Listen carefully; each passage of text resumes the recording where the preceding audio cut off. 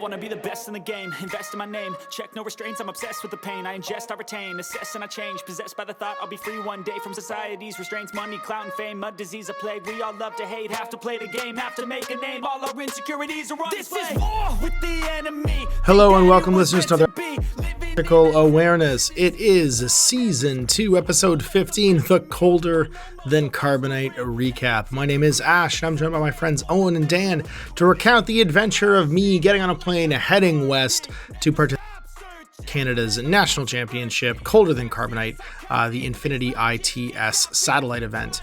Now, this was a 2-day, 5-game event, and what we're going to do is go round robin and tell you our experiences. So let's jump in, see how everyone's doing. Way. That's a good song. I actually really, I'll be honest, I really like that movie.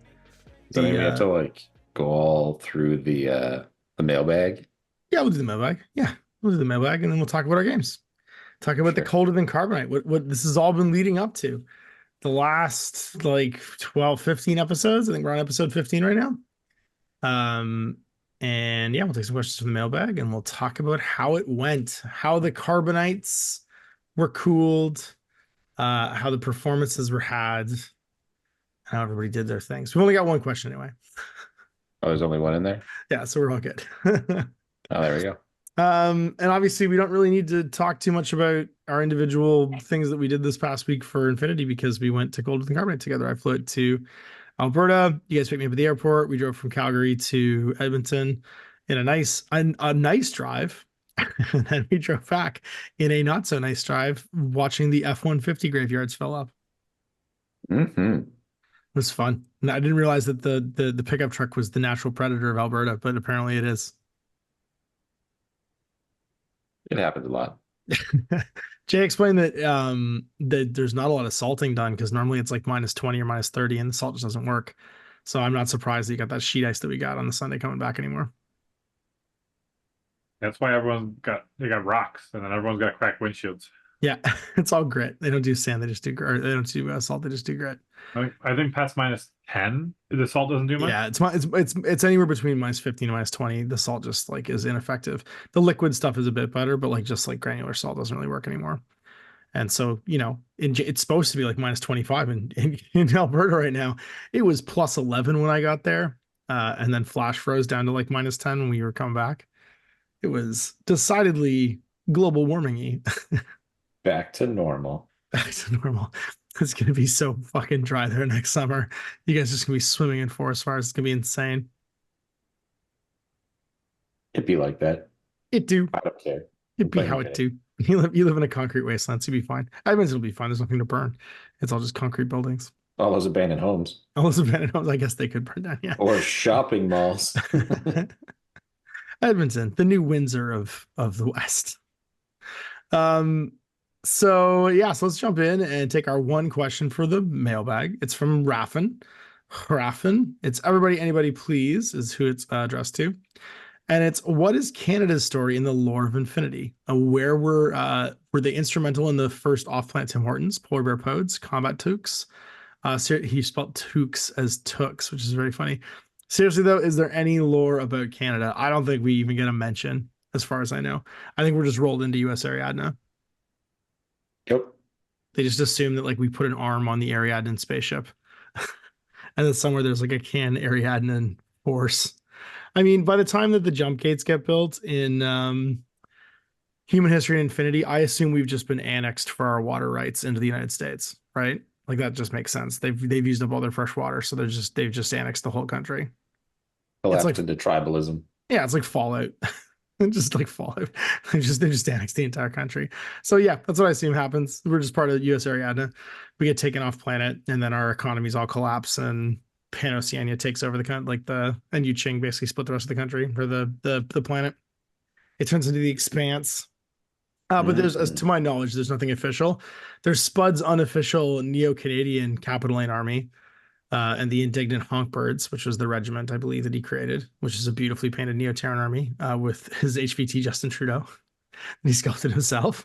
I think you can see pictures of it on his website, which is pretty great. But that's about as close as we come to having Canadian content in Infinity. I'm still waiting for Carlos and the writers, Gutierrez or whatever, to write it in for me. Like get on it, guys. Come on. We're standing hard for Infinity. Give us some love in the background. Give us one named character. We've seen a couple of sectorials have the opportunity for double Harris teams, but so far none have had double core option. Do you think this would be too mechanically powerful to include, and why? There are actually more questions at the bottom. Oh, are there? Oh, there's a big skip. Oh, yeah, you're right. Oh, weird. They just put them down in new pages and left things empty. That is weird. Do we think double core would be a thing? I mean, it effectively is in like a minor way in SteelFanks, right? Yeah, but you don't get the +3. You don't get the huge mechanical advantage. You don't get the minor mechanical advantage. Well, you miss out on the broken +1 BS and then the like pure +3 BS. Mm-hmm. You don't miss out on the broken +1 BS, do you? Yeah, you're saying when you don't have a full core team. Yeah, you're right. Yeah.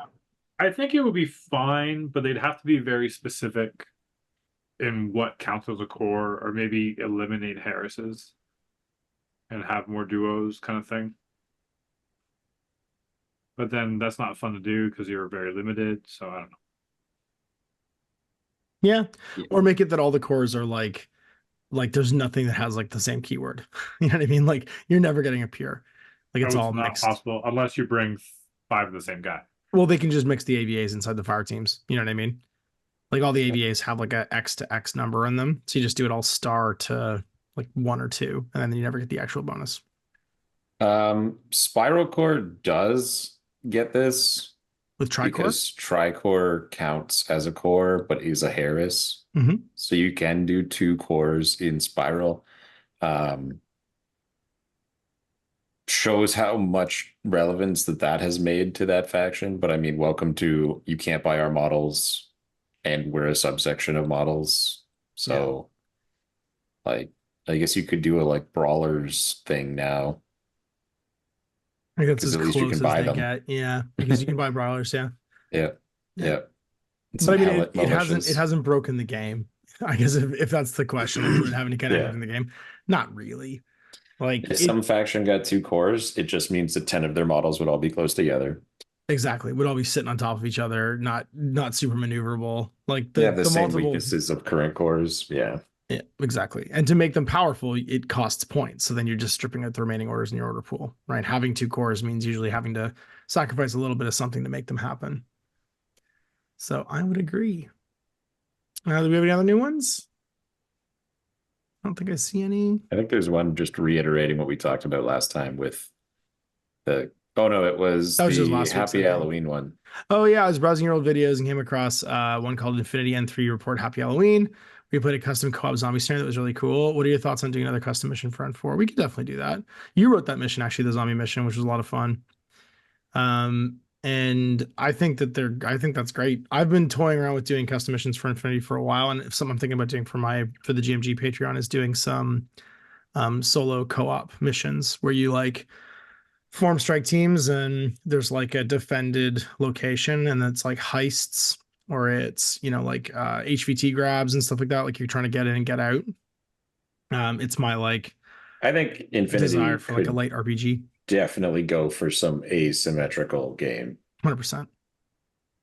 Yeah. 100%. Like we've talked about this a million times about how like you could literally just go into XCOM and just take every scenario type out of XCOM and turn them into Infinity missions and go, look, this is a whole new series of missions. This one is you have to break in and hack this computer. There's an attacker and defender. This one is to kidnap their HVT. There's an attacker and defender.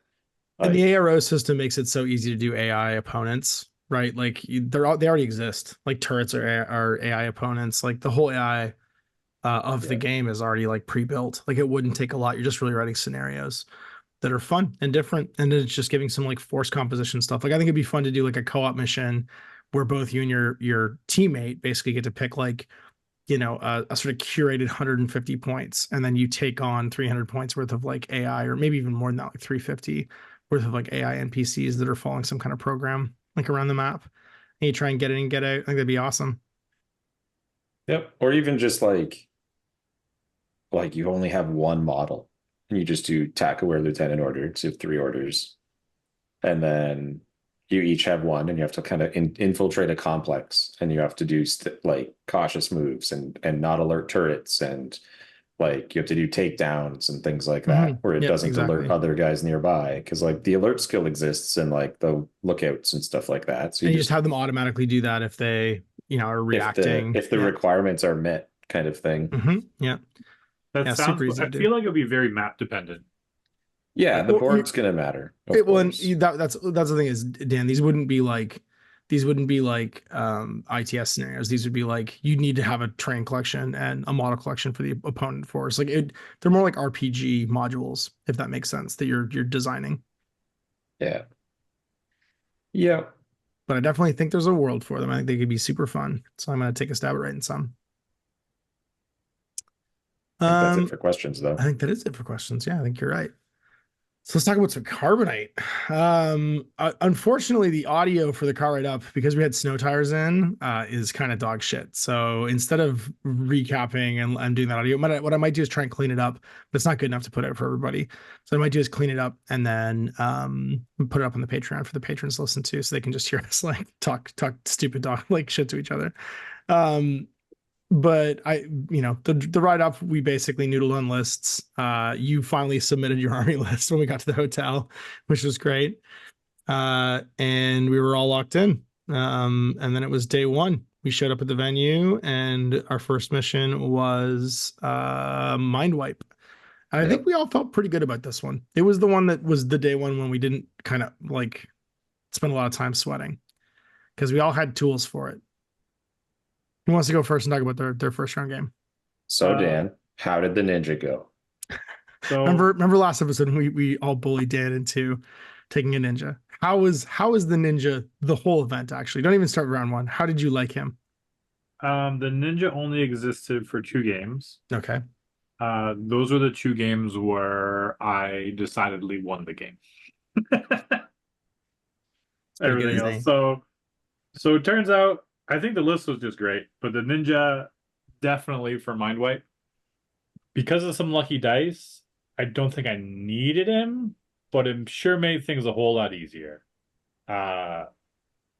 Basically, mind wipe is a hell in a handbasket for ISS, because you only have a few models that can do anything about it. You get a couple decharges. You get a crane with a DA. Are there decharges? Your mech engineer has decharges. You can't take a mech engineer. Or your Sophatech does then. Who wants to take a Sophatech? I'm just saying there are models with decharges. Yeah. Like I said, there's no models that can do anything. Yeah. There's no models you'd like that can do anything. Got it. It's not worth the sacrifice. And so the ninja in there, as I played against JSA, against a local Calgary guy, John, who's a very solid player. Usually when I win against him, it's because I crit him off the board and he gets all salty about it. But I played a very solid game. I was able to go first. I was able to go up and just kind of grab some board control. The Guangxi core just kind of went up and did some suiciding and just kind of got up in his grill, killed one of his, he killed his Uber hacker. And just made things difficult for him, so that on his turn he couldn't do a whole lot. One thing I got very lucky about was he grabbed Saito Togen out of hidden deployment, ran up and was like, "Hey, you have an Uber hacker crane agent. Let me go stab him in the back." And I'm like, he's like, "I'm CC24 with martial arts level 4," and I'm like, "I'm CC24 with martial arts level 3." And he's like, "Oh. Uh-oh, we're built the same. Oh no. Oh no." And so he had a +3 for surprise attack. Yeah. He rolled a 6, I rolled a 9, we bounced. So whew. Then he just hum and hawed and went over whatever, did some other orders, and finally like, "No, I gotta try this." So he spent another order. He rolled like a 4 and I rolled a 5. And he was like, "Well, I beat you." I was like, No, we're even now. And we're and then the DA exploded Saito. And so, as a big fan of the concept of Saito, I was sad to see him explode, but also very happy to see a crane agent actually do something in melee, which never happens. And that just kept me on the right path. I had a really weird second turn where I had to spend 7 orders to kill one of his guys with an explosive close combat weapon, just like point blank shotgunning him around the corner with my CSU with a light shotgun, and just he It's just really funny. 12-point guy because he was trying to just kill this dodging, thing. right? Yeah. Because the moment he doesn't dodge, I trade my life with my CSU and just hit 3 templates because he was in a Harris. Right. But so he just dodge, and somehow he survived 7 orders of me. So you can't possibly die, but he can't. He just needs to keep making his dodge. Got it. Right. And so I was like, but so that was frustrating, but it was kind of like the dice were kind of evened out at that point. So that was okay. And then last turn, I had plenty of orders, and I was just able to, I had just had to get through 1 random discover roll that he needed on like a 4 or something with the min-6 ninja just running up the board. Got him behind some terrain, was able to beat the console down, wire over, and then hit another console as well. And then he just didn't have anything close enough to get any of my consoles. Right. So it turned out pretty good. It was a good game.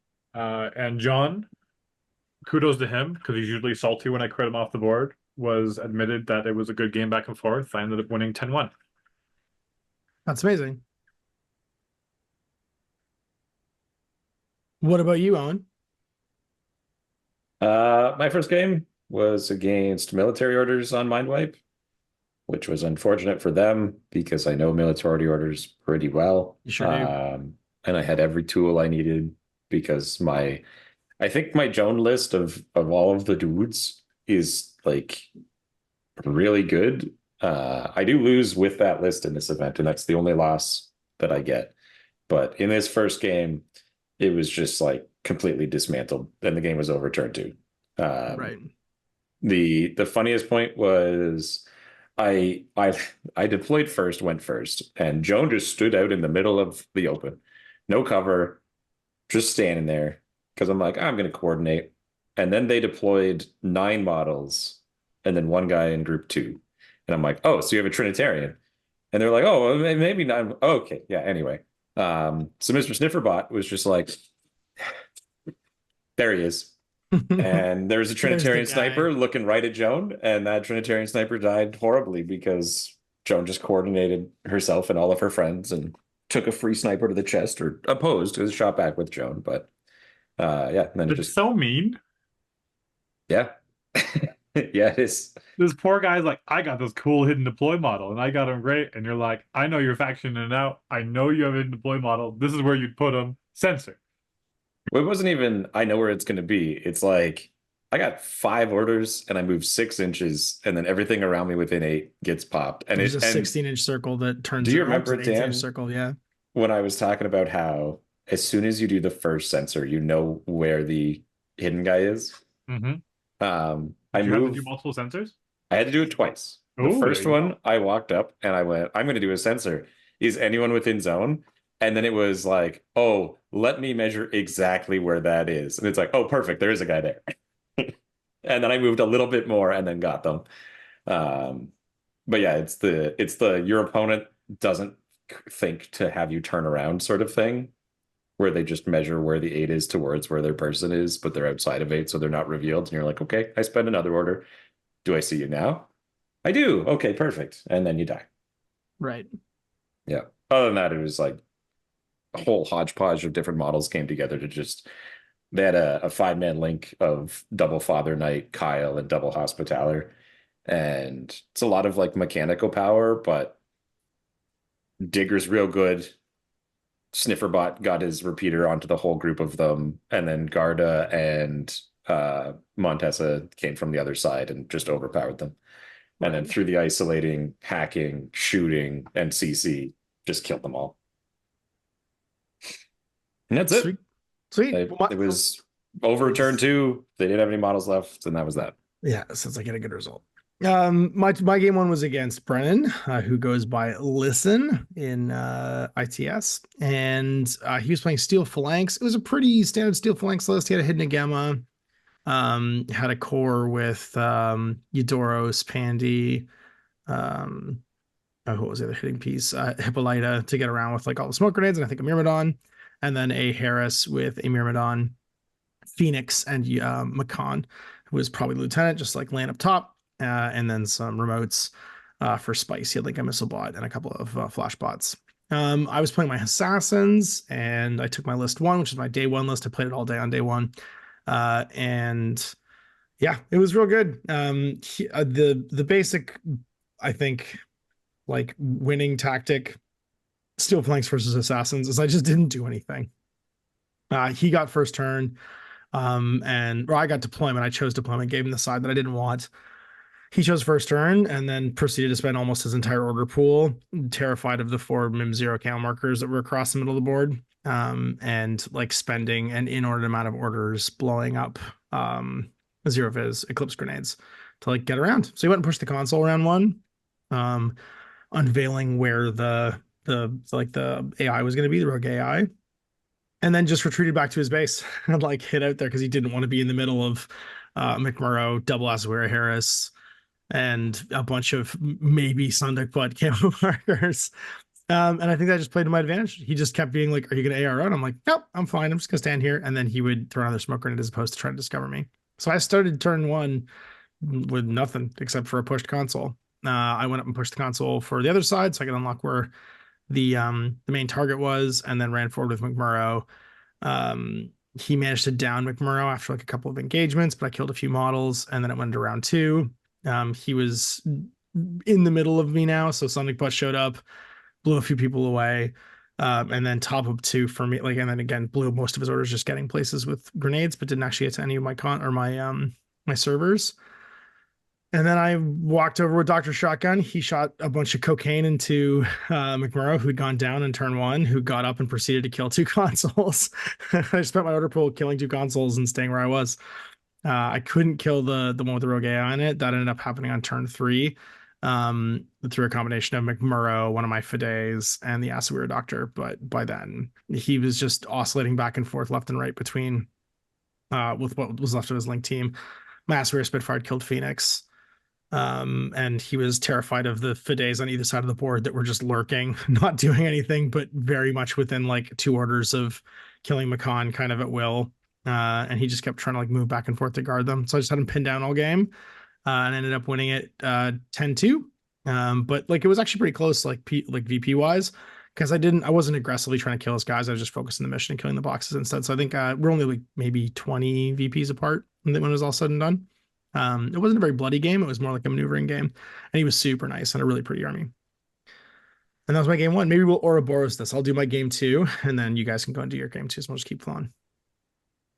So my game 2 was actually against Matt McCarbonite. He is one of the organizers. He got to play this year while Randolph, I think, was doing all of the running and TOing this time around. And he's playing his JSA. We were playing on his beautifully painted Warsenal table as well, which was really nice.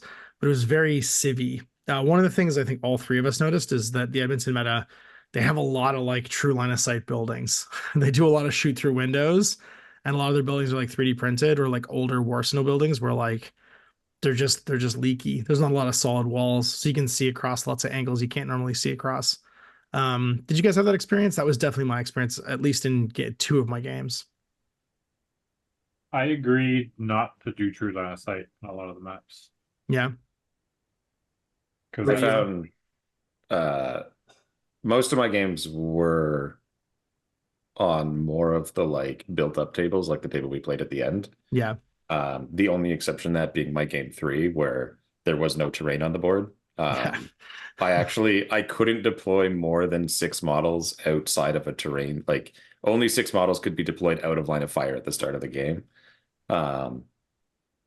Because it was like 5 cubes and 2 highways. That was it. Yeah. And it was the same table that you played on your final round, Dan, only it didn't have the room to block the middle. It was just exactly the same, but just a giant open space in the middle. Just a huge That field. seems awful. Yeah. And then, yeah. So I mean, yeah, it's just different. Like I don't necessarily like, it doesn't really bother me shooting through the buildings. It's more of a like, if you're not used to playing like this, where people are going to be killing each other all the time, then it's definitely very different, and it's hard to close the gap. And like your army plays to some degree for that need to close the gap. Yeah. I mean, I'm in the same boat. half my army is just chain rifles, so yeah, I get it. yeah. Well, it wasn't bad for me. JSA ran into it, and Sonic Butt and Delamies and Spitfires and stuff tended to just chew them up. So I got really lucky with killing his Rishi on turn 1 with Sonic Butt and with some long bombs from my Spitfire. I also killed like several other key pieces that he needed to complete the mission. We were playing, actually, game 2 was B-Pong, by the way. And I mean, it was really hard for him to get and hold the points. I think I won the roll on that one and got second. So I was able to end the round, right, and score the points where I wanted them to be. And generally speaking, although he had a really good push with Yojimbo and both Ryukin 09 were almost impervious to all my guns, like both of his Ryukins. No matter what, I just kept like laying shotgun templates on them, and they just kept not dying. I had to eventually send a Fide halfway across the board to go kill the killer hacker one that was holding one of the 2 consoles, so that he didn't score a point. But then I took the middle. I asked we were Dr. Shotgun again, being a hero, along with the Muyib heavy rocket launcher, who was blasting things all day. My Spitfire died to immediate crits in the first turn, so it was just Dr. Shotgun saving the day, and managed to do so kind of with bringing McMurrow back a couple times to help him. So it went well. I ended up winning that one, I believe 8-0. And he just couldn't dig it back away from me once I was sort of locked in with all my short range gunfighters. The Sonic Butt like killed it quite a bit until he went down, and JSA just didn't have, even with I think he had Oda, he got in a gunfight, he got in a shotgun fight, unfortunately, at close range with his Karakuri, and the Karakuri Mark 12 could not handle that in the open. And then he also had Nico. So Nico, Oda, and the Karakuri were trying to take back the middle, and they just kind of ground themselves to pieces against McMurrow and the Asawira. So really good game, beautiful army, beautiful table. It was a real pleasure to play him, and he was a super nice guy. Obviously, as one of the organizers, he was having a great time because he was getting to play games. It's so nice when you're whatchamacallit, when you're a TO and you get to actually play. So I really enjoyed the game and hope I get to play him again. All right, what about you guys? What was your B-Pong experience? You're up, Owen. I mean, I played against Bakunin. It wasn't really much of a game. First turn, I moved up. I did 2 wounds to one of his tags and knocked down the remote that was part of his link.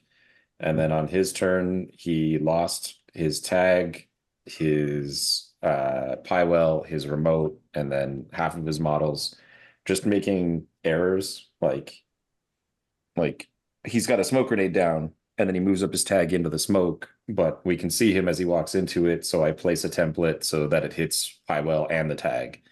And so he loses Pywell for nothing. Or he spends an order fixing his remote, spends a command token to put it in the link, and then moves a different guy as link lead. And then I just shoot the remote again and it dies. Yeah. And like things like that, where it's just these like, these aren't the right things, but you're just kind of caught up in it at the time.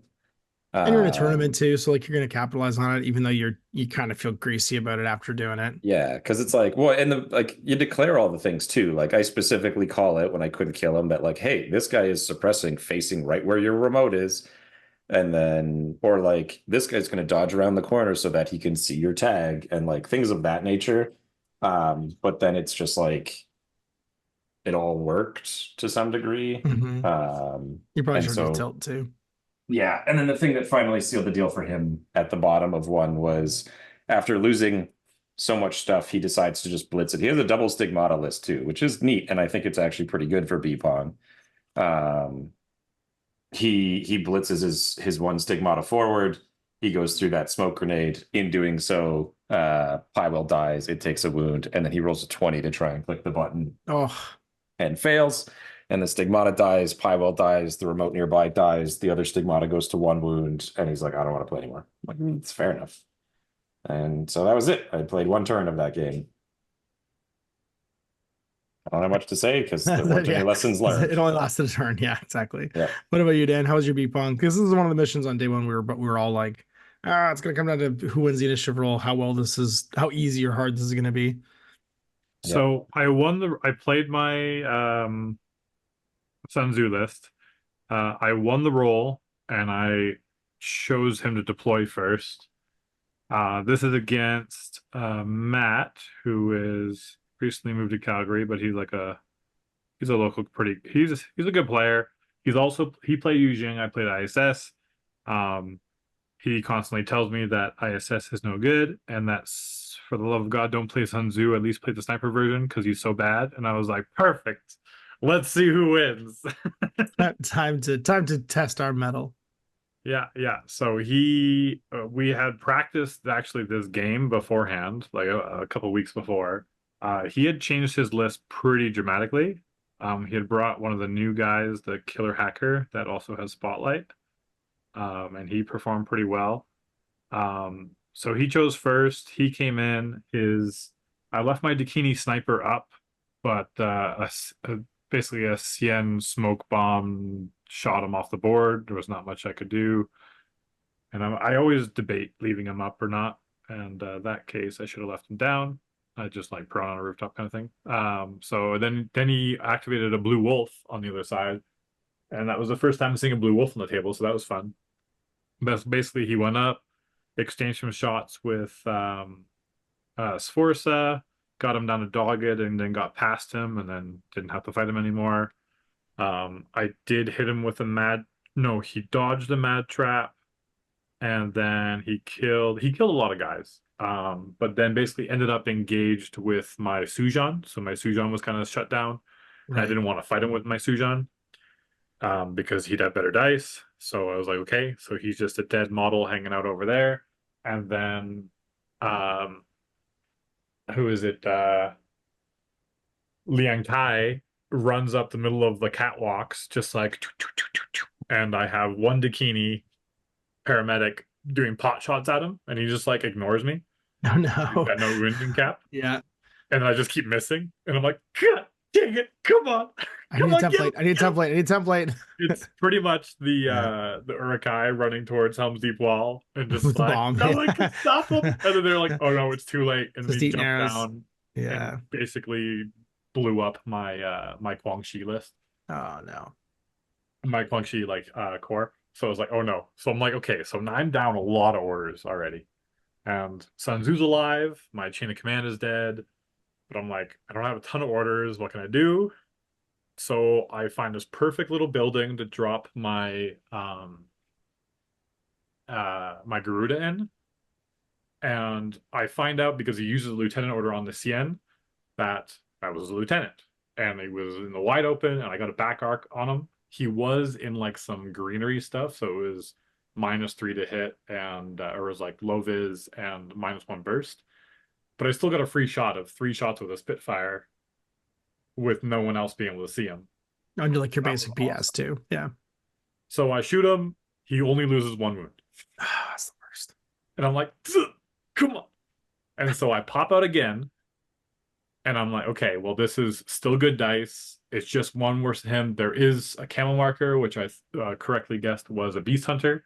And the Beast Hunter shot a Panzerfaust at me. I won the face roll. I think he made 3 saves on the Cien without going down, which was really unfortunate. And then the Beast Hunter crit. No, it was just 2 saves because I hit him twice, and then I beat the Beast Hunter, but the Beast Hunter crit on a 5, and so the Garuda blew up. And so I was a little bit disappointed in that, but at least everyone that was watching the middle had been kind of moved back. And so then that Dakini paramedic just ran up the board real quick, killed 1 or 2 of his warbands, pushed a little button, and then stood on it. And so then, because he didn't do any of the scenario at all, first turn, he was just trying to kill me. And so I was up to 0. Nice. And he took his turn again, killed some more of my stuff, and went and took the middle and scored 3 points. And then I was like, okay, what can I do? It's all coming down to the end now. Yeah.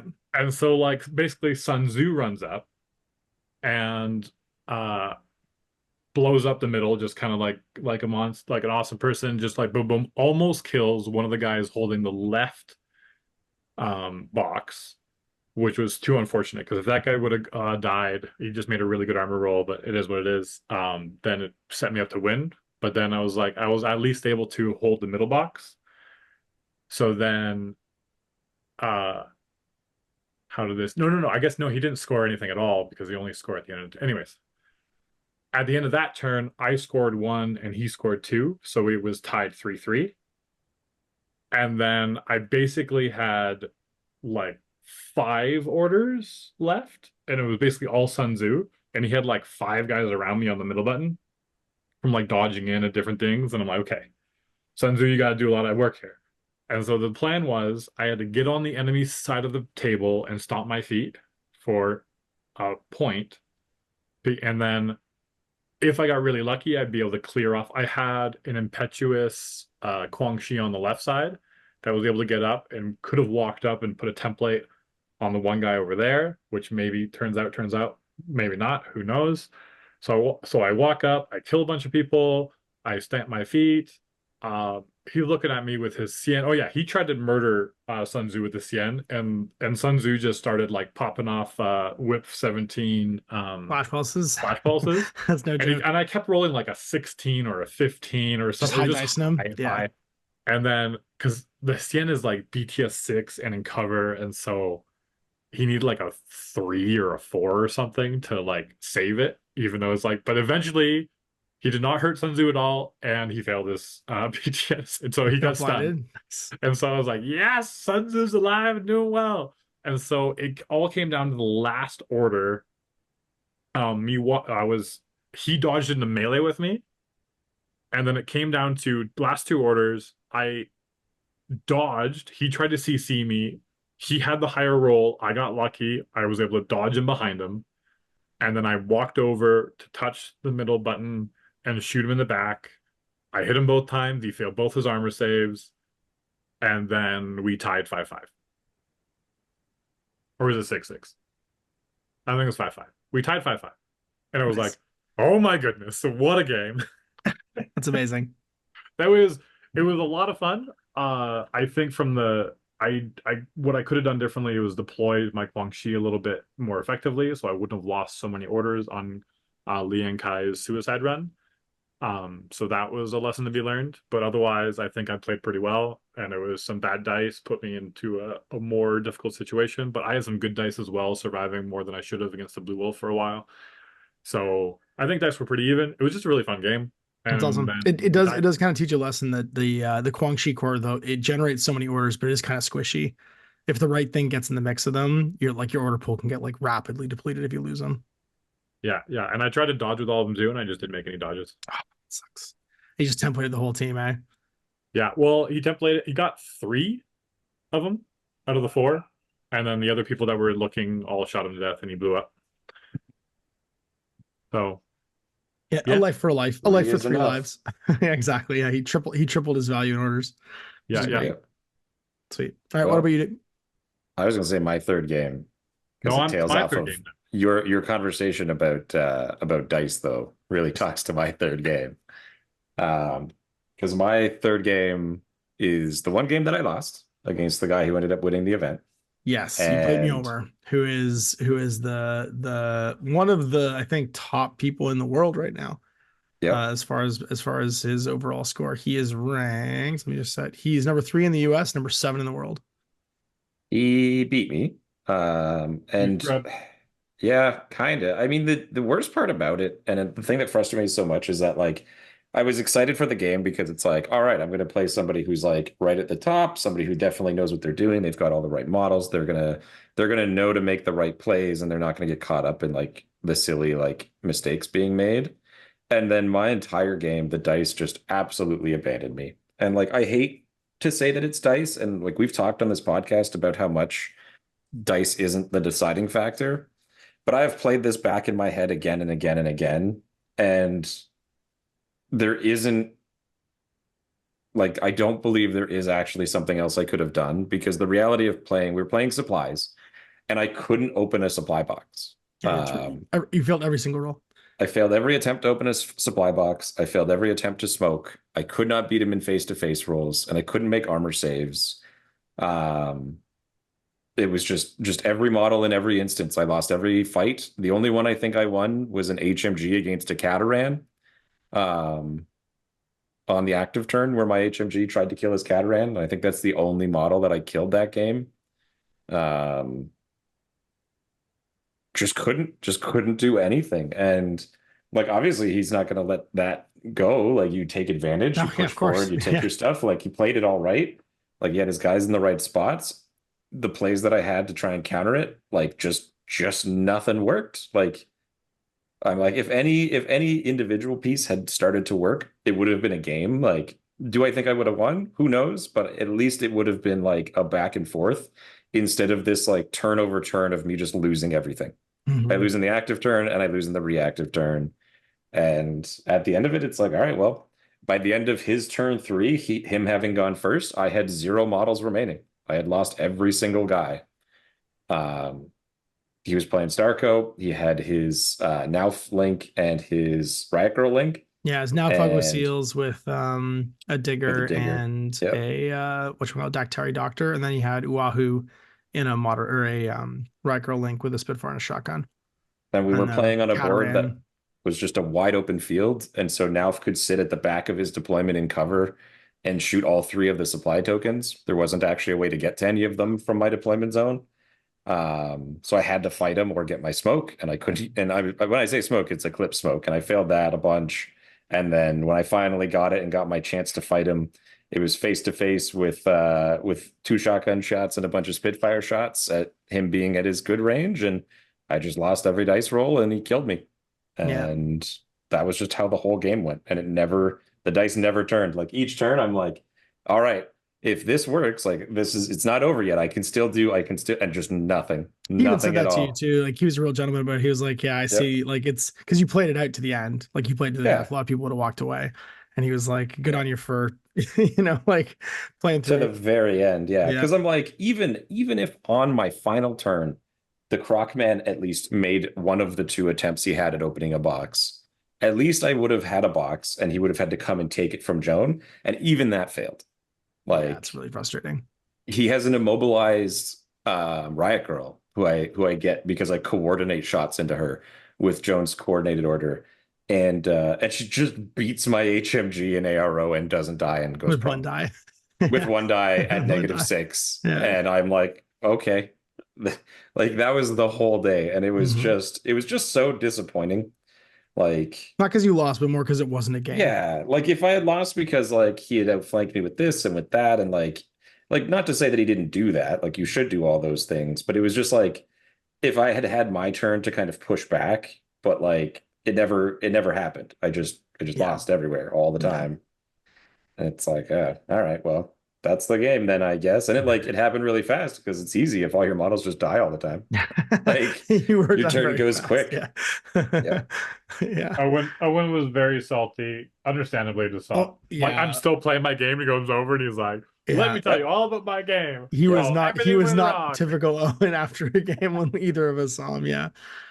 I like I said, I don't mind losing. That was a bitter lose because it's like, well, I watched your brain cycle through the game tape. Like when you walked over to me and Dan after that game, I could see the entire game replaying in your head and you trying to figure out like what you did wrong and being so mad that the only answer you came back with was, I just needed to win any of like even just half my fights. Even if I just won half my even fights. None of my fights, just any of the actions. Pick up the buttons. If I had successfully dodged it all, or if I had successfully got him with the free shots with the coordinates, or if I had opened the box, smoke. Like or if the smoke had succeeded, like even things that weren't opposed, if I had just win those, then I'd have a chance. Like I tried to active turn dodge around the corner so I could pick up a box, and I couldn't even do that.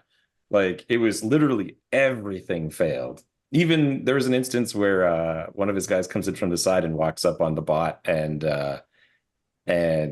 my digger, and he lays a template down, and I shoot him back and I miss.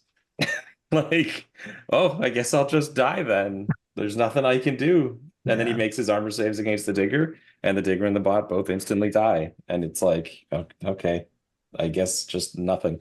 Just nothing. Yeah, well, it was pretty bitter, but whatever. Let it be like that. It happens sometimes. Yeah. And if you're gonna lose, you better lose big. If you're gonna win big all the time, you might as well lose big too. Yeah, lose all the way to the very end. Lose all the way every single ball. I think it was no survivors. You got a point though. You did get a point. You got him 10-1, and it was I think like 200 and something and like zero. You had nothing left. No, every single model died. I went right to the bottom. Yeah. Well, my third game was against Znort. I can't remember. I didn't type in my notes. I kept notes of all my scores. Because I'm just always paranoid because I've been a TO about that stuff. So I did not get his actual name though in my notes. And he was playing Combined Army, Vanilla Combined. Beautifully painted yet again. I was really lucky. All my opponents were wonderful painters. And we played on a 3D printed table that once again had lots of weird little lines of sight and concavey bits in them. And we're playing supplies as it was round 3. So he had an avatar. He had all the greatest hits like Avatar, Speculo Killer, Taigas, whatchamacallit, the M drones, whatever the drone is. That's the whatchamacallit, the little one order Icadrons, Flashbots, and then he had Bit and Kiss for like his hacker attack. And he went first and lined up. I just lined up defensively, holding back. I'm more than happy to have him come wade through my camo markers and open all the supply boxes for me. I'll just come take them back if I need to, because I don't have anything that's going to fight an Avatar at long range, right? Even my Assawiras are like, no, thank you. Like, I want absolutely nothing to do with this. We're all hiding as best we can. Deployment was fun though, because I chose deployment because there was a better and worse half, and I knew that I needed to like deploy conservatively to survive an Avatar. And that means his reserve models went down before mine. So he had the Avatar in reserve and his Speculo Killer in reserve. And he dumped his Speculo in the middle of my table, or in the middle of my back corner, just outside my deployment zone, next to like my fire team and my war core. So this was next to the one thing that looked like it was going to be a threat to his Avatar, which was my AP Spitfire Asawira, right? He might be able to active turn, win a fight. So sticks a Speculo next to him, but I had 2 Fidays. So my first Fiday was in the back line, kind of just giving him fits. My other Fiday just stood because he decided to deploy his Speculo Killer inside a building in a 90-degree corner. So my Fiday just stood directly 1 millimeter in front of him, so he couldn't move out of the corner without revealing himself. Yeah. And it was amazing. I just bullied him into a corner. And I as soon as I did it, I watched his face be like, but I can squeeze through there. And I was like, I'm not terrain.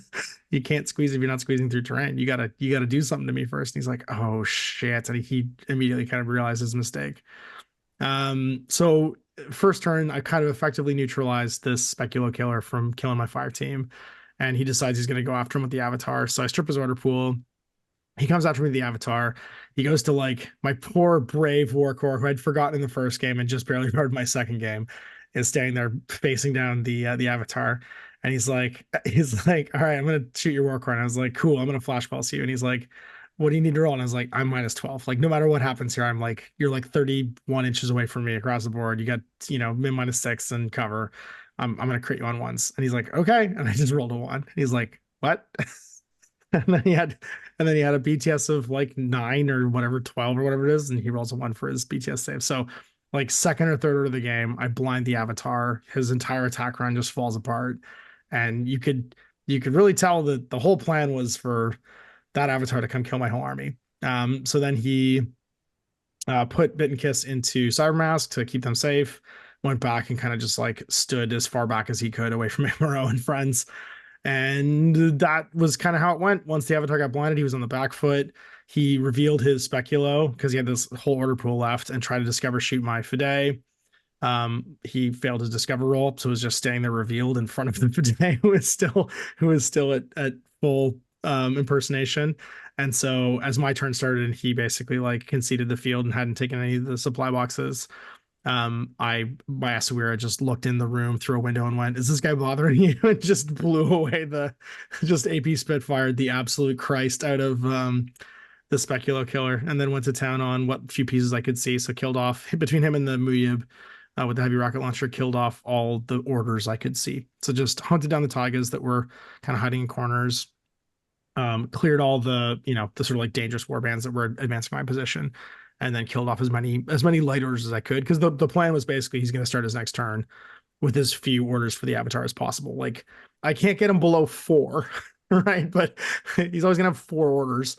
But I'll kill as many of these things as I can, and then my goal was just to like late game grab some boxes. And that kind of worked. Got a couple more gunfights with the Avatar. The angles were bad for him, so he was just kind of going back and forth. Every time he'd win a fight, I would just fall back out of line of fire, and he would have to like spend more orders coming to find me. And it turned into a real like velociraptors in the kitchen Jurassic Park thing, right? Where I would get in a gunfight with him. I would survive because I got 2 wounds in Manasawira, fall back, and then just kind of make him spend more orders moving. And so he got nervous that his order pool was getting low, went back to cover. And then because I'd cleared the midfield of all distractions and mines and markers, McMurrow just said, "All right, do I go now?" And the order pool said yes. And so McMurrow smoked his way over to the Avatar, and kicked him in the dick while the Dr. Shotgun went and grabbed all 3 boxes, passed on to the Muyib, and the rest just went in my bag. And so I ended up winning that one 10-0. And at the end of the game, I'd actually tabled him too. So, or no, wait, I didn't table him. I got close. You tabled him in the next game, actually. I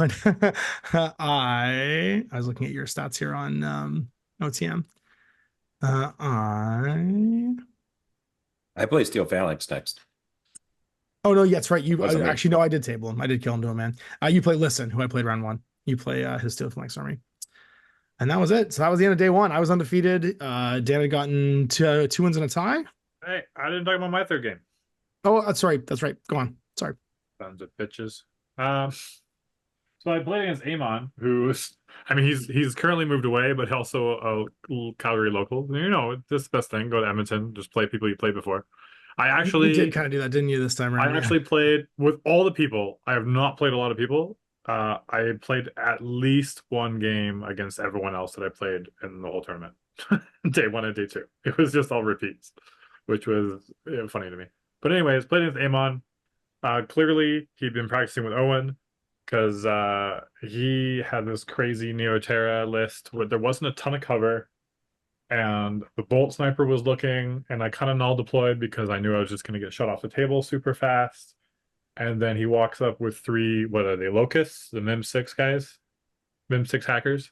Yeah, 3 Locusts and a Bulleteer, and then the Bolt Link. So three Locusts get up into within 16 inches of my my deployment, and they all go on suppression with the Bulleteer. Oof. And I'm like, Now, how will I break this? And he like narrowly edged around my QAZ beast, which is so annoying. It was like, let's measure zone of control. You are 2 millimeters out. Good job. They were funny, actually. I stuck my QAZ beast in an obnoxious place where he was never able to actually see it, and it covered 2 of the objectives. They were a big deal, the QAZ beasts, actually, when I played. Yeah. So luckily, it was in a spot where he set up against me, and he didn't really kill a lot. He severely oppressed the crap out of me, where I was like, I don't know what I'm going to do. But he didn't open any boxes. No, he did open 1 box, but he was like on top of a roof in the middle and basically could not escape from it. And so he was just hoping to hold that position.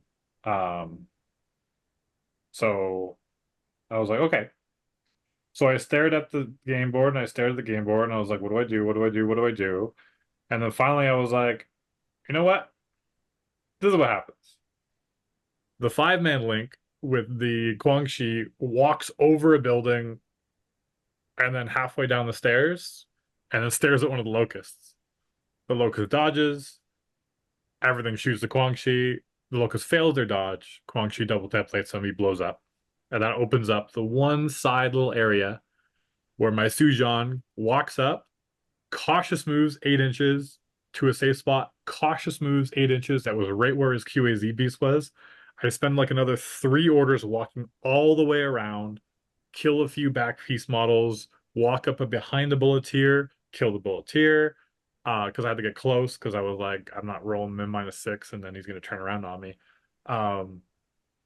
And it was just like, and then the Sujan killed some stuff and then ran to a corner. And then he's like, okay. Oh, yeah, also my ninja, stupid freaking ninja, was hidden deployed in the middle. And when he tried to go up to open a box, I revealed, and then we hackered off, and then it was a few extra orders, and so that screwed up a little bit, which was really, really nice. But basically his turn was just trying to kill my Bulleteer and lobbying for position again. And he couldn't kill my Sujan. He dropped an EM mine around a corner. I made my Fizz -3, and I dodged back out of range of the mine. Oh, man. And then he came around with a shotgun, and I just dodged the heck out of it and made a lot of armor saves. Luckily, he was at 0 range because he was too far away.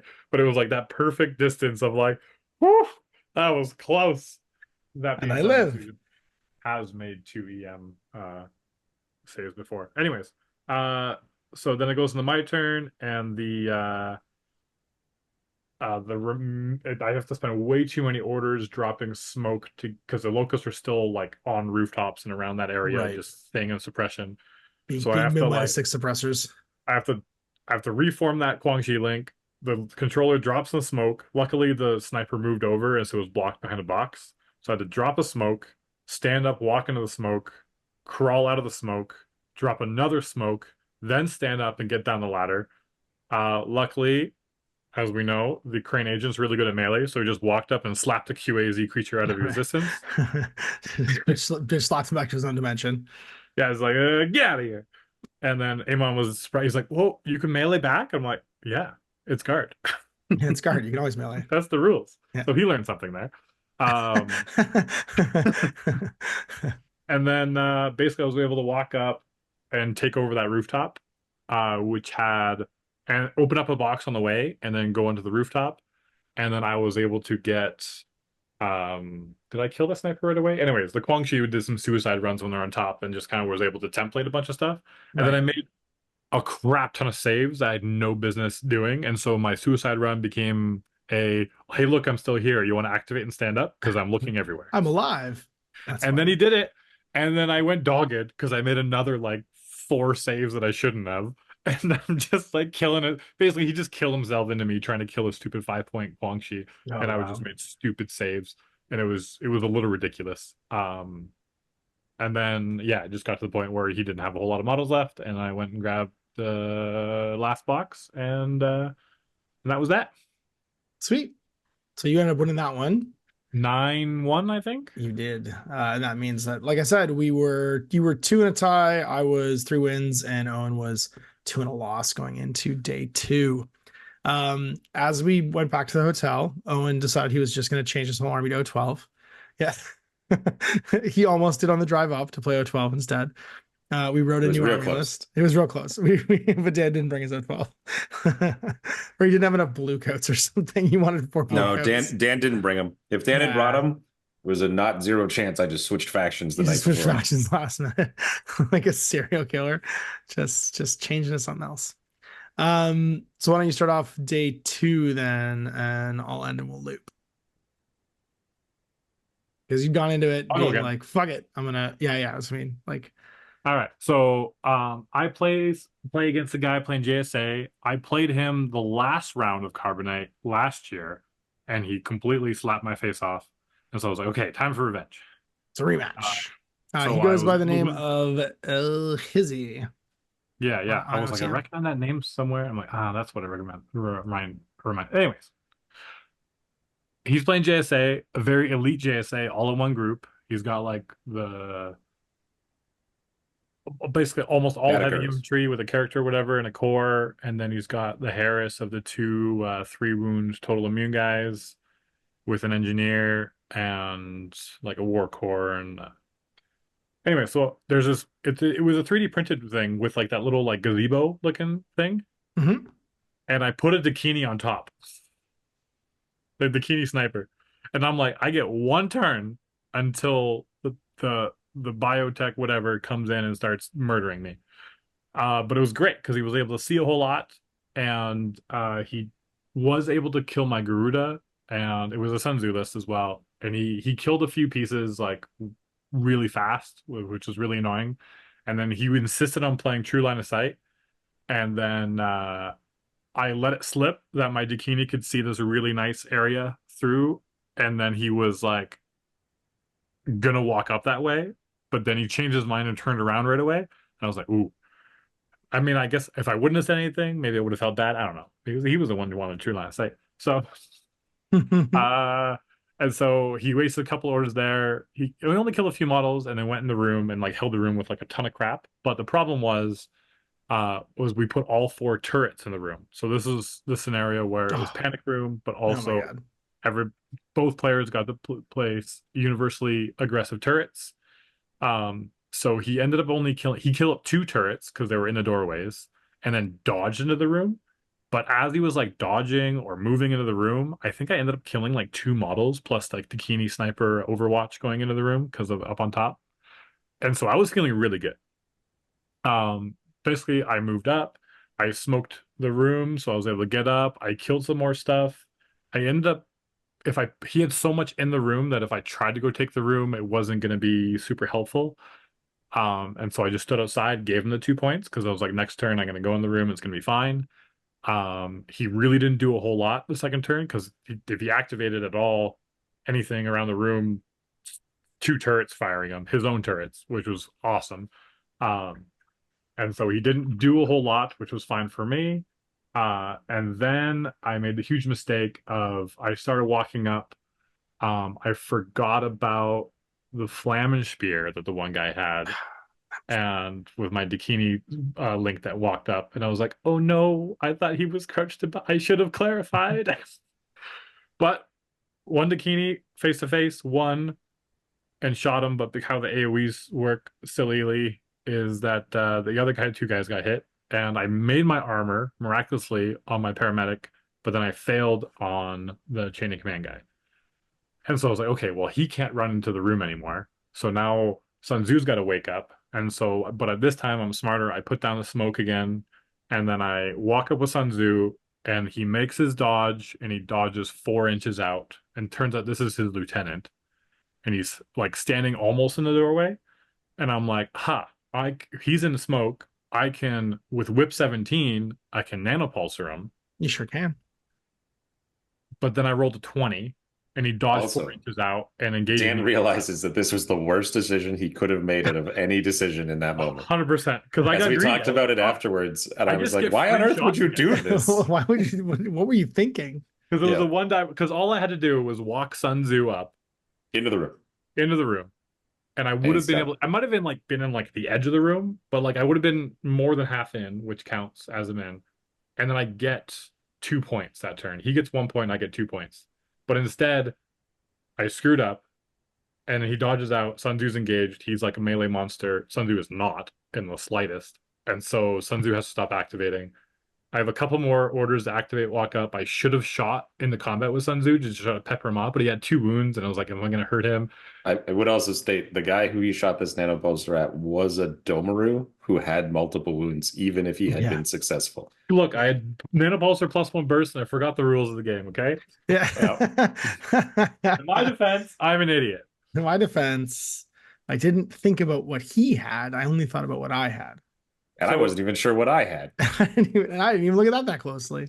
So he spends a bunch of orders on his turn beating up Sun Tzu. I'm making saves. I'm shooting in the combat as they arose. And I also hurt Sun Tzu myself, which was unfortunate. Whoopsie. Like, no. And then the last order, I was like, wait a minute. There's a turret that can see us. It should have been shooting at us the whole time, as per the rules. I guess we'll roll it once, because we forgot it the other 2-3 orders. And then I roll a crit hit, like hitting on like 7s. Ooh. And the Domaru disappears. So Sun Tzu's dead, but the Domaru's also dead. But I'm like, okay, what can I possibly get in the room? What do I have? And he doesn't have a lot because he can't activate anything in the room so he activates what little he has outside the room. And then basically my last, and then clears the room of my guys. And so I have 1 Kwang Shi in the room who's just hanging out. And I have like a couple Dakinis, and I'm in Lost Lieutenant. And so with everything had to kind of go perfectly, the 1 Dakini comes up the side, wins a face-to-face, kills a guy laying on the floor in the room. Then he walks into the room, because he only had 2 guys left, actually. And the other guys, there's a character, so I got to kill them while on the floor. So I walk in. No, I killed one of the turrets because it had to kill it to be able to move up and advance. And then I literally walk into the room and get 1 order, and that's the last order I can get on them because I had like a free order from the Evo and I had a couple of command tokens left. And so this little Dakini paramedic with a combi rifle walks up, wins the face-to-face, makes his armor save. And I'm like, ugh! And so the Dakini sniper is like just outside the room. Luckily they walk 6, so he just walks up, point blank, shoots the sniper, he dodges, and I miss. Also, both of these tank a turret, and the turret fails against the paramedic entirely. So the paramedic's alive. I'm like, oh, I got points in the room now. And then the sniper tanks 2 hits and makes both armor saves, Oh no. which is silly. And so I'm thinking, okay, I don't have a character. I don't have a character point, and so right now he's gonna win 5-4. So I have to activate my Quang Chi with my last order and walk up. He dodges, so I pistol him. I get him. He fails his save, and then the turret kills me. And then I realize that you assign lieutenants, and a lieutenant counts towards the character bonus or whatever for the holding the room, right? It does. So I forgot that if the Quang Chi did just not activated, then we would have tied 5-5 instead of tying 4-4, and there would be no dice rolled, and so that stupid risky maneuver, me jumping over the crates and trying to pistol him down, which was not a huge high success rate, didn't have to happen. Just totally unnecessary. And I would have, and we both would have ended, because it was so tight in the 5. We both would have ended up higher in the rankings at the end of the tournament. But it was fun. It was epic. It was crazy. It was my one big mistake was not paying attention to the Flaming Spear. That was easy. All things staying the same. I just have an extra character point that I can go in, extra order, but also following that, Sun Tzu just not walking into the room and taking those 2 points that turn, and then and there's no way he would have won at that point. Right. Because to fight Sun Tzu, he would have had to be in the room and looking at all the turrets, and turrets would have been firing at him as well. And so he'd have to waste orders. Anyways, so a couple big mistakes for me, still ended up dragging back into a tie. It was a really fun game.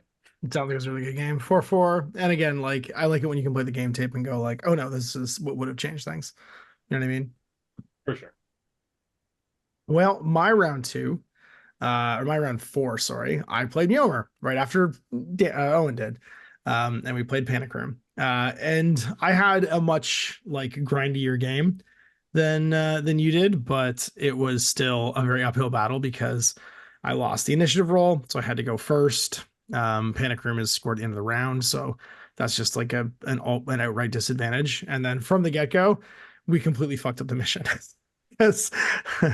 I won deployment. There was a good and bad side, obviously, because he got to take turn order and immediately chose second. He won the initiative roll. I just failed my check. So I put him on the bad side, or the side that was more open and exposed. We run a brutal cities table, which was beautiful to look at, but unfortunately only had like these 5 enormous, super tall, like 18-inch tall buildings. And our Panic Room had rooms inside of it. Like there was a big central room you could go into that was like the elevator shaft, that meant that you could like hide in a room inside the Panic Room, and you couldn't see side to side on it, which was a lot. So he deployed first, deployed all of his camo markers, basically touching the room up to his half.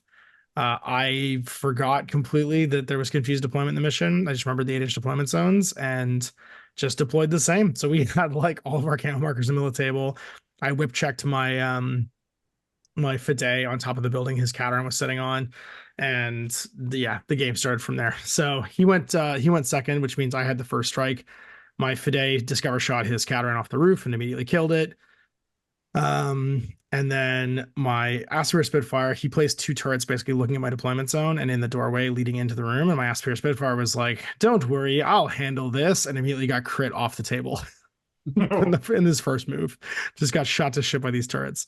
Didn't die, so my doctor was like, oh, don't worry, I've got this, and revived him. But I ended up wasting 4 orders in my deployment zone killing these turrets to just be able to move. In hindsight, what I should have done is just run up to the one in the doorway with McMurrow and my impetuous order and just obliterated it with templates, but I didn't. And so I faffed around for a bit, and by the time the turn was over, I hadn't killed very much. And Nauf was basically safe in his room.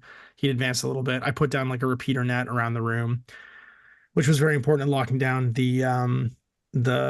this is my day 2 list. So this had a 4-man core with like a Gulam hacker, a Gulam NCO, Gulam lieutenant +1 order and +1 command token, and then a Barid hacker. So between the 6th sense, the being in a building or touching one of the like your live pylons that are in Panic Room, having lit up the repeater net, like there was almost nowhere Wahoo could go. where if she didn't like, she was with the -6 tin bot Riot Girl, and she still didn't want to have anything to do with that fire team's hackers. They were just going to obliterate her. She's going to get Trinity'd and either isolated or carbonated at the same time. And it was bad news once that hacking net was out. So that was the best I could do to slow him down. And then his active turn 2 started, and now ran out the Armadillo, threw a smoke grenade. My Daylami was like 14s, and he rolled a 2, and I rolled a 17. And I think that would have changed the entire course of the game if I just landed that one. My TS entering point, if I just landed that one, whatchamacallit, that one Panzerfaust and blowed up that Armadillo, which was his only source of smoke, that would have completely changed the game, because then Nauf just smoked his way across the board, killing whatever he wanted to, because I was kind of in the wind, half in and half out of the building, because I had to go first. And that led to me losing my Spitfire. I lost McMurrow. I lost my Flashbot, which I kind of deployed stupidly and then got stuck when I ran out of orders.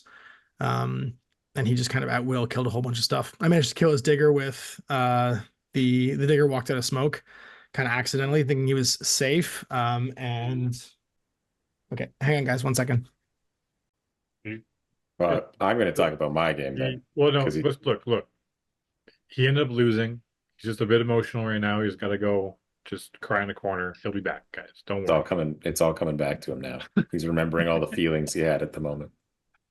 The thing they screwed up about this scenario is they forgot that Panic Room had a confused deployment. And so Ash got to put out his Fides and his Sunduck Butt and his Daylamis all for free. And his opponent got to airdrop and forward deploy all of his camo markers for free. And I'm of the opinion that it's a pretty substantial change to how both of them play if they're not allowed to do that, because like it's not like one player only had the infiltrating guys. Like if it was like, oh, only one of them had forward deploy stuff, then that guy probably lost. But because they both did, I think it's just they have to play a completely different game. Sorry. Yeah. Sorry, what were you just saying? I was talking about how the rule that you guys had forgotten was the confused deployment of Panic Room, and the fact that both of you had forward deploying stuff, whether through Fides or camo irregulars and stuff like that. Well, it becomes even more important at the end. Yeah, and I was just going to say that, and I had just said normally, like if one person had skewed towards camo and forgot about it, like, oh, that guy probably loses without it. But because both of you had pretty key pieces that had that skill, I don't think it's very obvious that one wins or the other.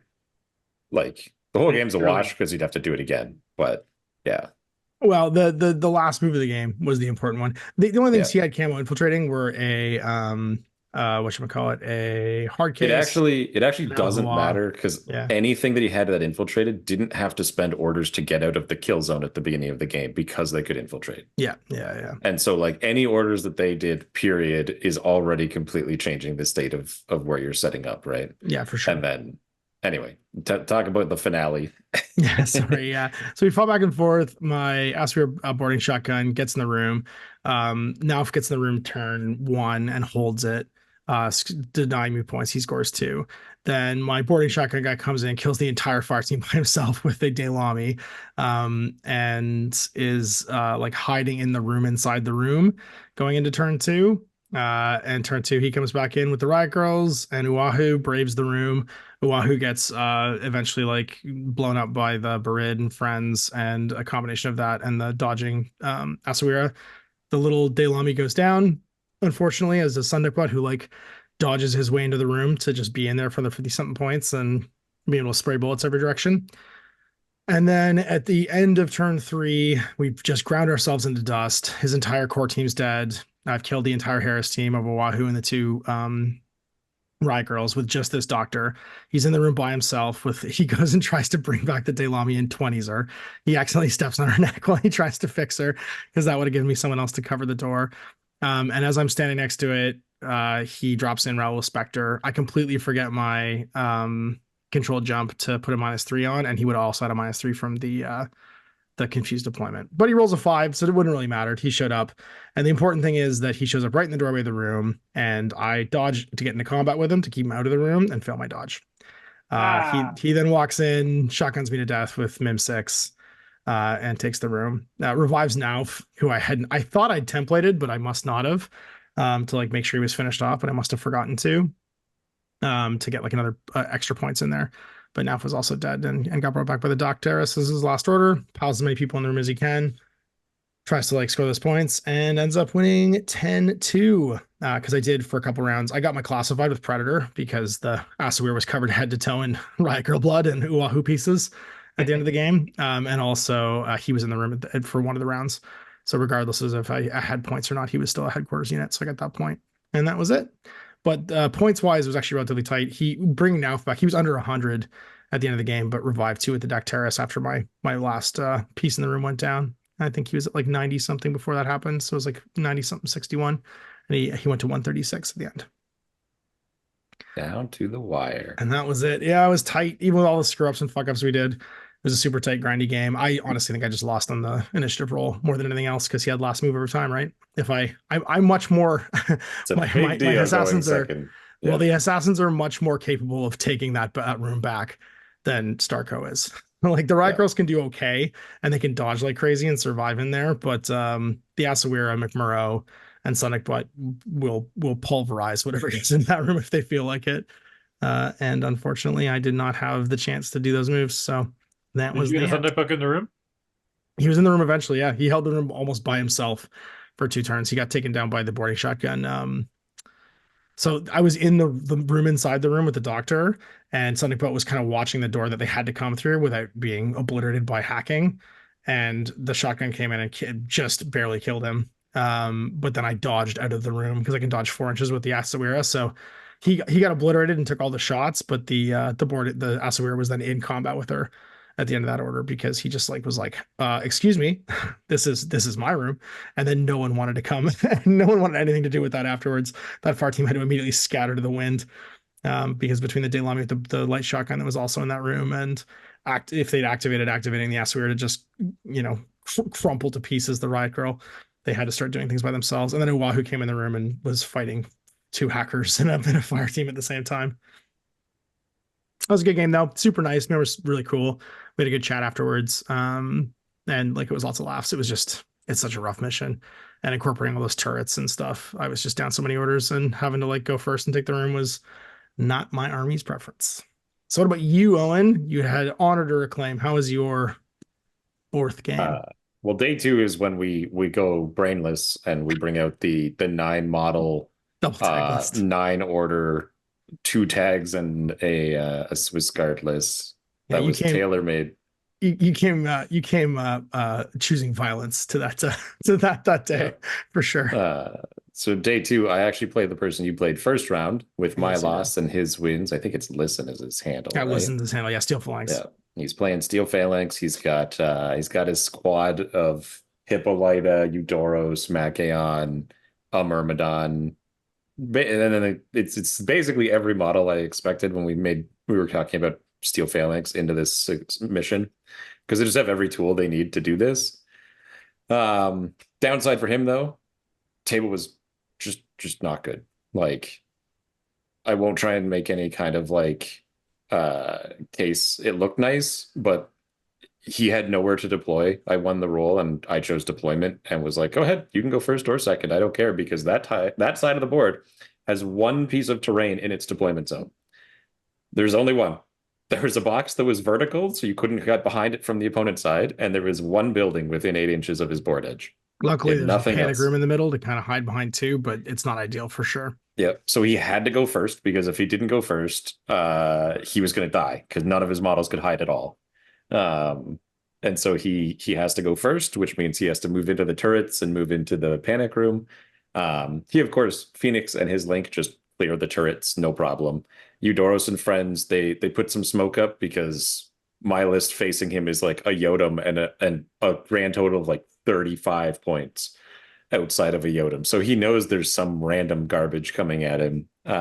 Finally, he moves in the room and he leaves Hippolyta behind out of his Link to stay in the room, which we talked about it afterwards, and that I think this was the mistake, is Hippolyta can't do it by herself. If the Link had stayed, she's not impetuous, so she can actually get cover with the little box in the middle of it.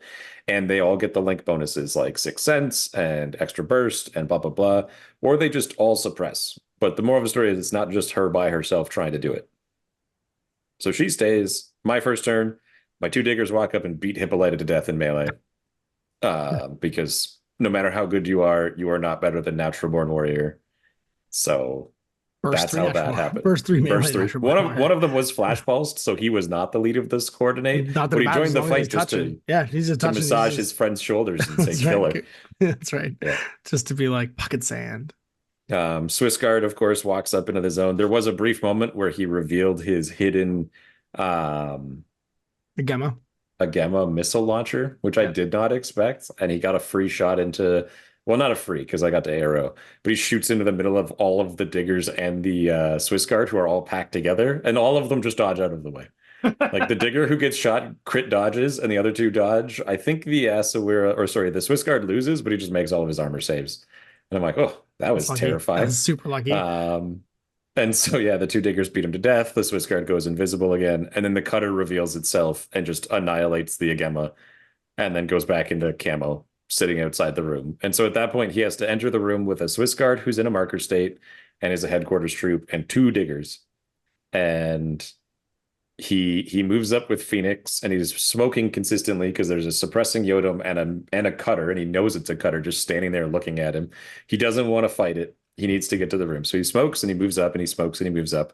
And then he's closing in on the room. And then the digger dodges out of the room and engages Phoenix and then kills Phoenix in ARO with Phoenix and a Myrmidon teaming up against him. Oh, that's funny. And then you're a monster. So once again, your 14 point like miners basically did better than a bunch of SteelFanks guys. That's very funny. Yep. It looks like you really effectively like scalped out any of the pieces that could threaten the tags and or take the room, and then that was it. Because the scores aren't that different. You didn't lose barely anything. You had 272 left, but he had 193. He still had a significant chunk of his army left. It just wasn't anything that could really. In all fairness, we actually stopped playing after that point. Yeah. I don't have anything that can viably get even into the room. Never mind try and reveal and fight the Swiss Guard, who's like the final boss at the end of it. Like just rocking his tiny shotgun. Just being like, I brought this tiny shotgun for close encounters. Standing in the shadow of the Yodam who's standing in the doorway looking past him, suppressing, and then to the other door where there's the cutter who's also going to be suppressing, and it's like, like, go ahead, Eudoros, you're pretty good, but you're not that good. And that was on top of the diggers just beating everyone to death. So yeah, we played 1 turn of that, and that was the game. 1-9 for you. Yep. This is also in my day 2. I had accepted fully that there was a bunch of points that I could not score. My thinking was that I'd go undefeated on day 1, and then all I needed to do was win my games on day 2, rather than try and maximize score. Yeah. That was the idea. Obviously, didn't work, but then I play you. Okay, well, let's do Dan first, then we'll talk about our final mission against each other. Yeah. This is my last game of the tournament. Yeah, this is last launch, which is a rough mission and a tournament. Let me tell you. I was okay with it. I know you were because you brought a gimmick. So I brung Sun Tzu again. He strips the order pool from my my EvoBot, but luckily how it was placed and how he deployed, I was able to be like right at the line and just get up and walk. I had to lay down some smoke, but then I was able to just walk up with 2 orders that I had left because I only had 4 orders in that group because the other one was a Guerrilla heading out. And then I bought another 12 order and he was able to get out. The thing was with the room, there was barely enough space for a 50 mil or whatever, 55 mil to even exist because it was like mini walls and rooms and doors all throughout it. And with the console in the middle, it basically blocked line of sight. I thought there was lines that you could see through it, which would have changed a lot of things. But it really made the room like impossible to see through, except for like on tiny little angles. So it was just a real mess. So I get my Evo out and then kind of just advance up the board a little bit. I go hang out in the room with a bunch of Quang Shi, and one jumps out and double templates his bolt sniper. Oh, sorry, he was playing. What was he playing? One of the NA2 armies, the one with Hannibal. Oh, he's playing Foreign Company. Foreign Company, there it is. He had an orc Spitfire that was way out of range of my Dakini sniper, but unfortunately the Dakini was in a Harris and I didn't have room to move things around. I guess I could have moved because I only have 9 in the one group, I could have moved my Evo hacker into the main group and run out, and then had 3 orders with the Dakini sniper to shoot the orc off the roof, or at least get him down, maybe take a wound off him before he jumps down into cover. Because that orc proved very, very annoying and difficult in the end. Basically, his turn, that's the last my turn. The bolt sniper survives. He makes his dodge, little bugger, and breaks out a link, and then the Guangxi blows up. His turn, he walks out with that orc with anyways, he walks up, throws a pitcher, and immobilizes and isolates my Sujan. So that's an order down, and he's like a brick. He's got a reset on or 1 or 2, which he tried a few times and was not able to go. So that really sucked. But then he went up with those little bots and total immune little melee creatures that are 1 point each. Total immune melee creatures in foreign company? Uberval Commandos? Uberval Commandos, yes, yeah. So he comes in with that and tries to like blow up the room, and I just keep on like, he throws smoke, but I like dodge out of the smoke, and then I arrange myself so a Guangxi, if he tries to walk in a comment with me, I can template the controller. And so he doesn't want to do that. So we kind of stalemate in the middle, which is nice. And I'm able to walk up and kill the controller, which was really good. But then he was able to dodge. Before I killed the controller, he dodged into like a doorway. So it was just like impossible for me to walk through without spending orders to kill him. I'm ahead in points, but I really haven't killed anything. And so I lay down some more smoke. I kind of move up, kill a few more things. This orc will not die. I bring in my Garuda. He fails his combat jump roll because I can't boost it because my Evo hacker is gone. But I start off on the other side of the board. I walk up. This orc is down to 1 wound, but has made like 7 other saves. And he's armor 4. I get it, but it's just like he just will not die. He doesn't do a whole lot to me as well, so it goes in the last turn, and my last turn is basically me walking up trying to I was able to suppress on my second turn with Sun Tzu, but Sun Tzu also took a crit from the orc and failed both his saves, so he's just like hanging out on like nothing. I still have my chain of command, so I'm not worried about lost lieutenant, but it's just kind of like ideally Sun Tzu wants to get out. When he gets hit by Sun Tzu, he dodges out of line of fire, and then I just want to clarify the line of sight that he wants. Like, this is like a bit, and then he goes, oh, well, and he moves it up, and so he can see everything again, and I'm like, I shouldn't have said anything. Because basically I had to spend a few orders laying down smoke because of the weird, stupid angle of the thing. My controller was still there, but not able to be in a Harris, so it was single shots.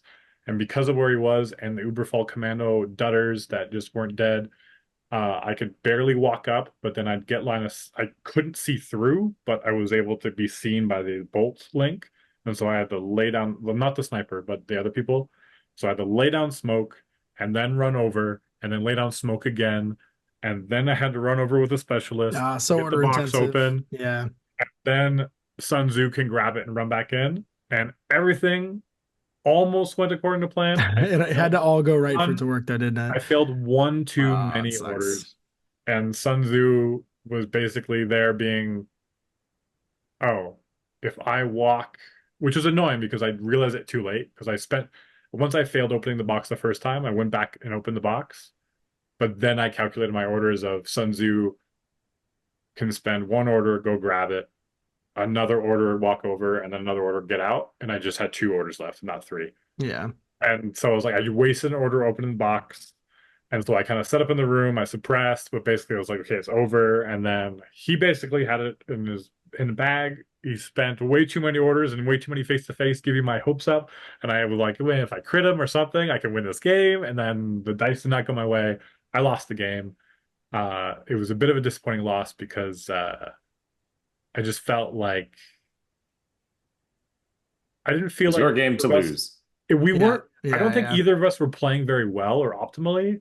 We were kind of just flailing about, and he happened to win, is how I It felt got it. messy. Yeah, it got messy at the end. Credit. Yeah. And but it was just kind of like so many things went wrong where that just if that orc was dead, then I have 3 more orders to deal with and not dropping smoke. And then I guarantee win that game kind of thing. And it's like, Right. I don't want to blame the dice, but it's like I should have advanced up a little bit more with my other guy, laid down some mad traps. Like it was just kind of like it was a long tournament, and I for sure wasn't playing optimally. But it was a game, and that was that. So it was a disappointing finish for the 2nd year in a row. I mean, you did great. You came 12th out of like 38. That's a great finish. I'm only 14th last time. Yeah, exactly. You're up in the standings, which is fantastic. Well, at the end of my flights, 2,000 miles to go play Infinity for 5 games, I end up playing Owen in round 5. And we end up playing the game that he has been preparing a list for for the last 2 months. And was the only game that you and I didn't get to play when you came down here to Ontario and we did our practice game. So it was very fitting that not only did we play the 5th round, we finished our little 2-2 round robin 5-game series that we did on GMG with playing Panic Room. Not Panic Room, playing Last Launch. And you took your double tag Nightmare, which I just want to point out for the people listening, had no specialists in it. So right away, he had earned a point during list creation and I was down 2 points. Because even if I kill his tags, like he has to let his pilots out and then let me kill them for me to get a single specialist kill. That's correct. It was a nightmare because it was literally like the only thing that Owen didn't enjoy about this game is he didn't get to unleash it on someone that didn't know. He didn't get the schadenfreude of someone else's misery, not knowing what was going on and why he couldn't score any points. It kind of worked because you didn't realize till like the end of your 2nd turn when you're like, wait a second, I can't kill any specialists. That's right. And I'm like, Exactly. yeah, you can't. Yeah, no, that was the idea. You literally can't.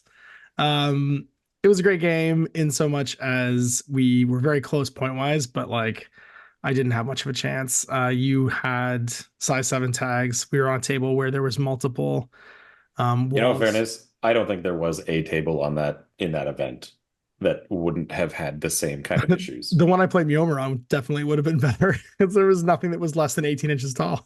You can have hurtled shit on that table.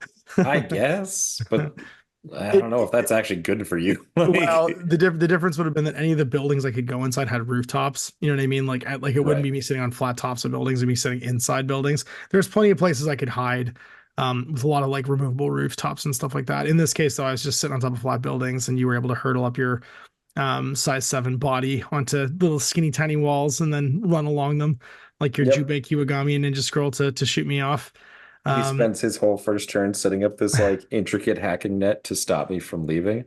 And then I just like, jump up, shoot the hacker. Shoot the hacker off the roof. You're like, problem solved. There my killer hacker's like, effective. go get him. and then there's no one to go get him. Because my ghoulie hacker's just dead. You're like, I still have my killer hacker. And I'm like, okay. Yeah. Once McMurrow was dead, also on a rooftop, and you were same turn kind of freeing. I know, and then freeing Yodam. Yeah, Yodam walked up to a roof, got out, grabbed a wrist bracelet, and left. And the game was moot at that point. I had no way of having anything. Oh, and you also went in the room with the Swiss guard to dominate it. I had no way of getting 100 points off the board. So nope. you'd effectively locked out any possibility of me winning by turn 2. And we played it out because I'm not going to not play it out. But it was generally a bit of a shit show in that I could not score any points. I managed to get 2 overall. Just for my classifieds. He does kill the cutter too in like active turn. Like it's not like points didn't get traded back and forth. Like it was more of a game than my 3rd game. Yeah, absolutely.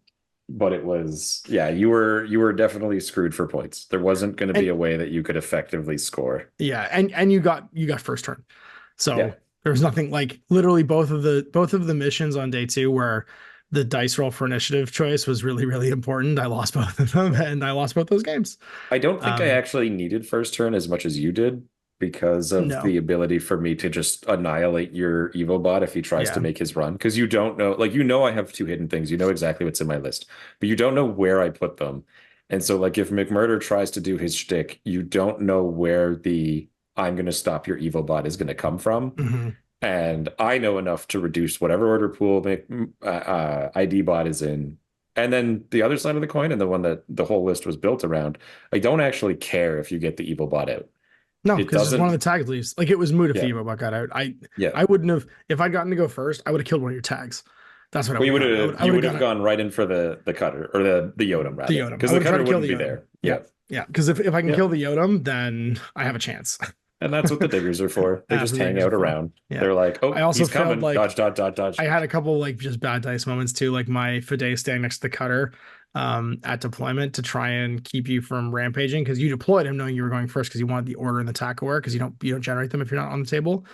Yep. And my Fide was like, had 2 chances to dodge into combat with you, and I knew I was gonna die because you had the digger right next to him to just pile in and kill me afterwards. But it meant that you had to spend orders you didn't want to spend, right? So you're very ordered starved. I was doing everything I could to try and speed bump you from having like the ultimate first turn, and I failed two dodge rolls, and then you were just like, oh, hello, and the digger just went over and hugged me, and I died. I will say, on another note, my entire tournament event, whatever, with the exception of the third game where nothing worked, I think diggers won me every single game. Sure either by their existence or just their ability to just win. Like, they're tremendous. They're so wildly off the curve. Owen's been bragging about them for like over a year now. Of like, these guys are unhinged and crazy, and everyone's like, but no one plays them. It's not too bad. And then he brings them to the table. And he's like, you see, game after game after game after game. Like in my first game, like they provide the melee warband that Pano doesn't have. You know what I mean? Like especially the way you're using them. You're using them to fill like role gaps in factions that you play that don't have access to these kinds of troops. And not only are they good, they're wildly efficient and aggressively pointed. You know what I mean? 14 points for what they do is bananas. And then sometimes, like in our game, they become -6. Yeah, or they get HMGs, or they get a motorcycle, or whatever. Like rollerblades. The first thing that happened on my game on round 1 was one of the diggers got 8-4. And he was facing the enemy HVT. And so I'm like, okay, he impetuouses forward. And then I spend 1 order on him and he stamps his feet looking at the HVT. Cool. There's a scenario point. There's a point. And I did it for 14 points and literally 1 order. And there was no counterplay because you're not going to reveal yourself to shoot a digger. He's only 14 points. Like, well, there's nothing for his army to fight either. You're going to look at the HVT. Like, well, his sniper could have shot me, and like he was aware of that, but he chose not to because it would have revealed his sniper and blah blah blah. And then that digger goes on to beat Kyle to death. Like, it's just ridiculous. And he baits a guy who's in suppression. And like the second game, it's the same thing where a digger kills Pywell and gets the whole tag run messed up. And then in the third game, that one's a wash. But right back to fourth game, they beat Hippolyta to death, and then they start shooting chain rifles in every direction. And then in your game, your Fide is basically neutered because there's a dude standing right nearby who can just beat the Fide in melee. He's half his cost, but that doesn't seem to matter. It's crazy. It's crazy to me. Crazy to me. They're very good. Yeah, they're very good. No doubt. So overall, at the end of the day, none of us came first. You came third, I believe. Yeah. The second place guy had a tie early. I think that was the one with Dan. And that pushed him a little bit ahead. Never played him. That was disappointing this time. But I was like, I don't mind coming behind people, but I want to play them and lose.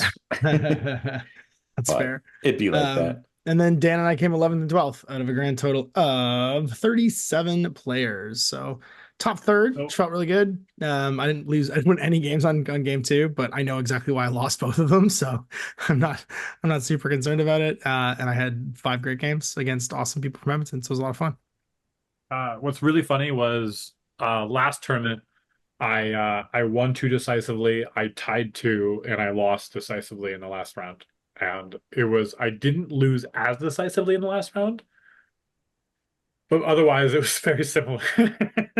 It was very similar, and at least one of us podiumed, and Owen and I got to complete our series of 5 games, which was great. So that leads us to the future and talking about the future. I think all of us are very infinity'd out after the last couple months prepping for the games and playing the tournament. So I think we're going to take a break. We're going to put the Patreon on hiatus and probably be back to you for a review occasionally going into the end of the year. I think we'll definitely cover the new sectorial for O12. I'm sure Dan's going to be excited about that, as well as Warcrow, when and if Warcrow launches, and whatever they've got sort of like for reveals and stuff at Gen Con this year. But I think thank you so much to everyone who has Yeah. donated stuff through Patreon. Just like that little extra cash to help us justify it, keep it going. Yeah, and get us to hang out very like long once a way. week. It's just been great hanging out with you guys every week for the last, Jesus, it's been like a year and a half. It's a long time. And all the episodes, and then all the great feedback, and also our Discord community, which has been like tons of fun. We're not going anywhere. Like, we're still gonna be hanging out, and I'm sure our group chat will stay the same, and we're still gonna do occasional episodes, but we're not gonna do weekly episodes for the next little while because it's just been a lot. Keeping up with content and prepping for this tournament, and we want to take a break because that'll make us more excited when we do come back. So expect to see episodes coming out when there's big news from CB. We'll probably jump on a call and chat and make up an episode about it, but we're not going to be so rigorous, and that means we're going to just pause the Patreon so that nobody has to pay for us to do things when we feel like it, as opposed to doing it on a schedule. Anything to add on? No. Why? Well, what are you going to do with all our time off? What game are you going to play? Infinity. I don't know. All the other miniature games are kind of shit right now, so kind of stuck where it's like, oh, what do you want to go play? Oh, well, there's a community for Warhammer and Warhammer. We'll still be playing Infinity. Warhammer. Yeah. All right. Well, I want to go play. I want to play US Ariadne a whole bunch. Do it. Because that's what you got for your prizes. I doubled my US Ariadne collection, and now I can do more Ariadne. Make them great again. Yeah. I don't think we can make them great, but we're gonna do something. We're gonna make them different. We're gonna find out great again. How far can you go with all grunts? I'm gonna paint my Freak Brigade of Bakunin, I think, just to get them finished off. And that'll be my late season ITS army. And we'll probably be back full swing when the new ITS drops around then, I would imagine. So like August. I am gonna be starting Invincible Army, like I said I would.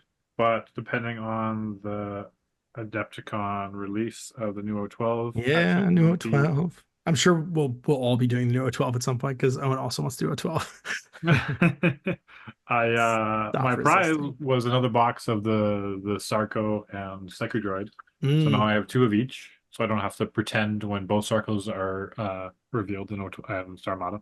That's true. But my prize was an authorized bounty hunter. I immediately gave to Owen so he'd stop proxying them.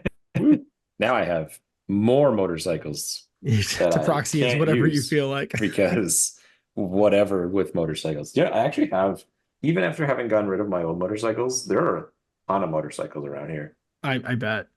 That tracks. Yeah. I mean, half of them don't even exist anymore. Yeah, I was gonna say there's no Cassim bag. Yeah, I need to pick up some motorcycles. Gone. I need to go get the twins. That's the thing I need to get so I can play Vanilla Hack at some point. Vanilla Hack's pretty cool. That's pretty cool. You can bring diggers in Vanilla Hack. Did you know that? I've already got my digger painted. I'm painting it now. Yeah, that's right. They're pretty good. I recommend it. All right. Well, so long and thanks for the fish, everybody. Night. Bye.